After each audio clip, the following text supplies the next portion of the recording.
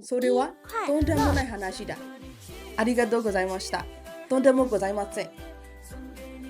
ဟုတ်အားလုံးပဲမင်္ဂလာပါ皆さんこんにちはဒီနေ့ကတော့တုံးတမွန်နိုင်ဆိုတဲ့စကားလုံးလေးရဲ့အသုံးပြုပုံလေးကိုရှင်းပြပေးသွားချင်ပါတယ်တုံးတမွန်နိုင်ကိုဘယ်လိုနေရာတွေမှာအသုံးပြုလို့ရလဲဆိုရင်အဓိကအဖြစ်နှစ်နေရာအသုံးပြုလို့ရပါတယ်အသုံးပြုပုံနံပါတ်1ကိုမျောလင့်ထားတာထက်ဆိုးရတဲ့အခြေအနေအရာသင့်စရာအခြေအနေမျိုးမှာဆိုရင်တုံးတမွန်နိုင်ကိုအသုံးပြုလို့ရပါတယ်ဝါဒူဤမိကဟိုဤတတမိုဟီတိုဤအိုမိုဤမိုယောရနိုင်ဆိုပြီးတော့မကောင်းတဲ့အခြေအနေမျိုးမှာအသုံးပြုတာများပါတယ်ယောဆိုကိုခိုတဲ့ဘီခိုရီဆူရူဟိုဒိုဟီဒိုဤသူကိုဤခိုဒိုယူတိုခိနီတုံးတမွန်နိုင်ကိုစခိုင်မတ်ဥပမာစာကြောင်းလေးရတော့တုံးတမွန်နိုင်ခိုဒိုယူတာတုံးတမွန်နိုင်ခိုဒိုယူတာတုံးတမွန်နိုင်မာချီဂိုင်းကိုရှိတဲ့ရှိမာတာတုံးတမွန်နိုင်မာချီဂိုင်းကိုရှိတဲ့ရှိမာတာ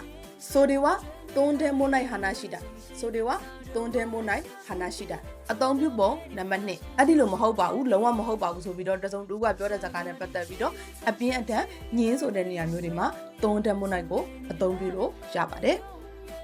ဥပမာလေးရတော့ありがとうとんでもないですありがとうございました